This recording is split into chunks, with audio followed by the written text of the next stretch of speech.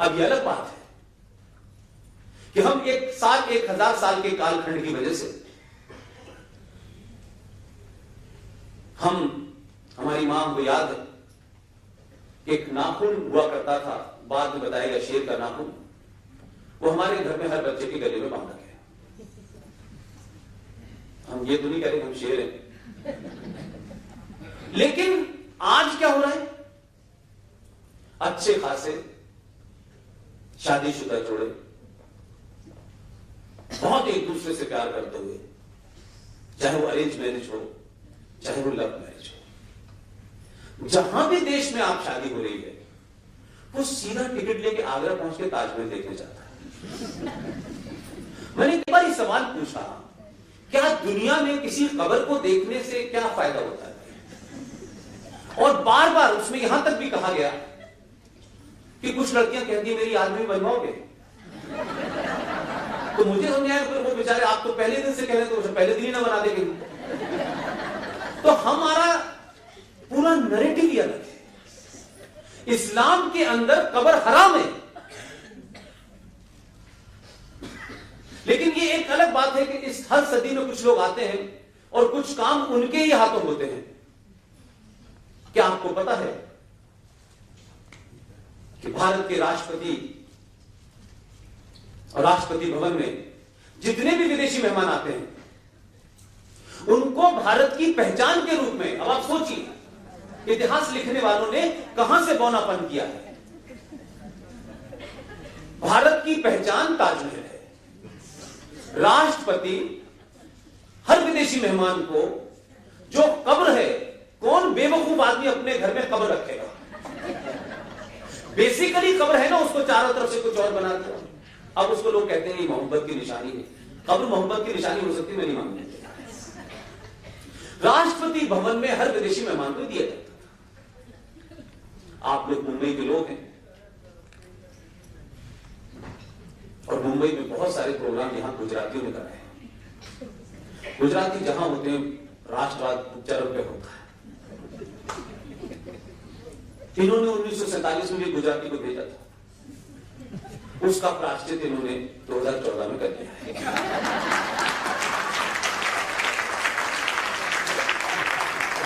और जब आप सही काम करने लगते हैं तो क्या हुआ, मैं आपको छोटी सी घटना बताना चाहता हूं कि एक साहब प्रणब मुखर्जी से मिलने गए, जिनको आपने भेजा था। इसलिए मैं कह रहा हूं, जिसका होमवर्क बढ़िया होगा वो कामयाब होगा। प्रणब मुखर्जी से पूछा उन्होंने, प्रणब मुखर्जी भी सताए हुए थे मैडम के, बहुत भरा हुआ था उनके दिल में। उन्होंने पूछा कि साहब, जो भारत में विदेशी मेहमान आते हैं, उनको भारत की पहचान के रूप में हम क्या देते हैं? तो उनका ताजमहल। तो हम क्यों देते? बोले ये परंपरा चली आ रही है। तो कहा बंद कर दीजिए। आप सोचिए कि एक छोटी सी घटना को मैं जोड़ना चाहता हूं आपसे। 25 साल उस सिस्टम के को पास रहकर देखा है, हजारों बार राष्ट्रपति भवन भी गए होंगे। उस आदमी ने, क्योंकि वो होमवर्क पूरा तैयार करके गया था, उसने कहा इस परंपरा को तत्काल प्रभाव से बंद कर दीजिए। और वहीं उसी दिन, अब ये चीजें सार्वजनिक नहीं होती हमारे यहां, जिनको बताना चाहिए वो टिकट लेने में बिजी है, जिनको बताना चाहिए। क्योंकि मैं कहता हूं कि जिससे राष्ट्र के लोगों को अपने अंदर एक गौरव की अनुभूति हो, उनके अंदर पुरुषार्थ पैदा हो, वो बात सरेआम बतानी चाहिए, चाहे किसी ने की हो। आप वहां गए, आपने पूछा, राष्ट्रपति ने बताया, उन्होंने कहा इसको बंद कर दीजिए। क्या होना चाहिए? उसी दिन ये ऑर्डर हुआ कि दुनिया के सबसे बेहतरीन पब्लिशर को बुलाइए और भारत की पहचान के रूप में गीता दी जाएगी।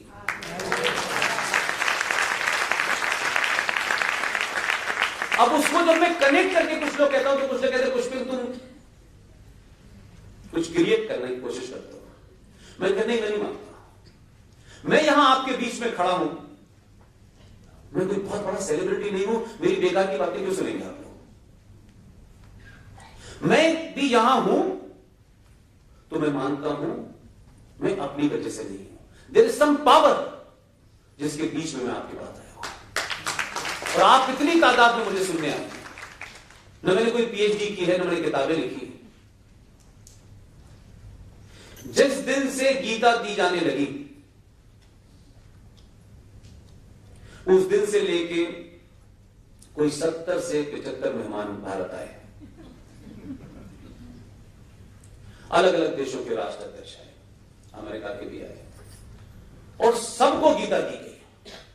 तो हम लोग तो अच्छी किताबें खरीदते हैं ये बताने के लिए हम बहुत पढ़े लिखे लोग हैं, ड्राइंग रूम में सजाते हैं, लेकिन विदेशी ऐसा नहीं करते। उन्होंने उस गीता को पढ़ लिया,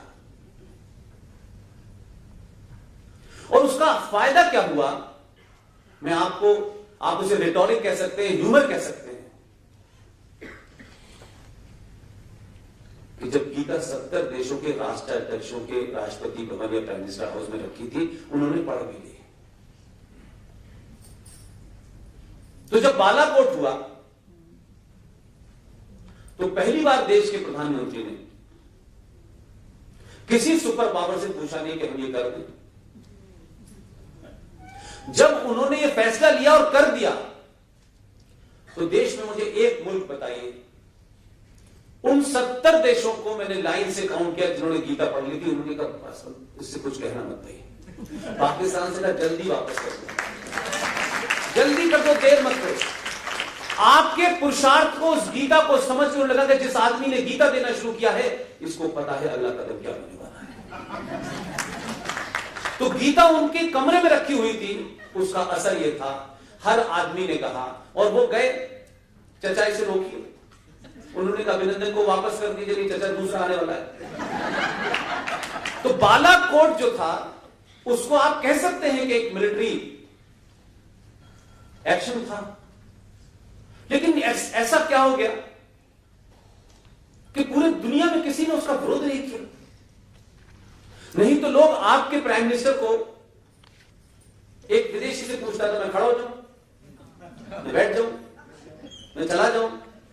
आज स्थिति यह है कि जब दूसरा आपने बालाकोट किया जम्मू कश्मीर में धारा 370 को हटा करके, बताइए कौन कह रहा है?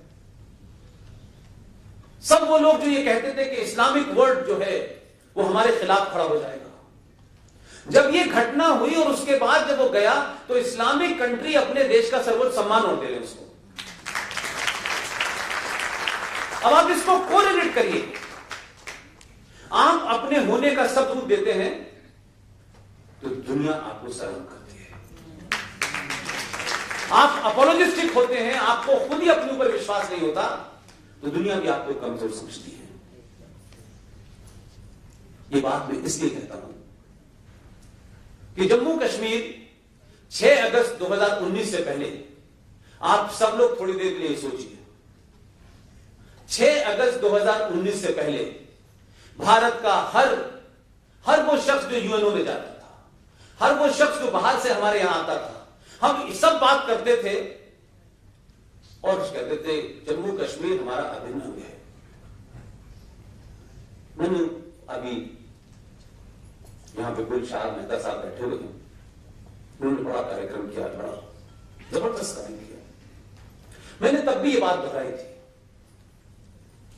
कि क्या आप अपने बेटी बेटे को सुबह सुबह 5 बजे उठा के छत पे जाके खड़े होकर कहते हैं ये मेरा अभिन्न अंग है, उसके सर पे हाथ रख के मोहल्ले वालों को बताते हैं ये हमारा अभिन्न अंग है, आप उसका नाम बताते हैं, अभिनंदन बताते हैं। और अगर आप बता रहे हैं तो डाउट है आपको, और आपको भी डाउट और मोहल्ले वालों को भी डाउट है। आप मुझे बताएं ऐसा होता है? अगर आपका अभिन्न अंग है तो कहने की क्या जरूरत है? ये रोज भारत 70 साल से मैं ये सुनता था हमारा अभिन्न अंग है, अभिन्न अंग है, तो भाई बता के लो अभिन्न अंग है। और दूसरा वाला नहीं बता रहा है, जिसको बताना चाहिए था वो नहीं बता रहा है, उसका कॉन्फिडेंस देखिए। अब जब हो गया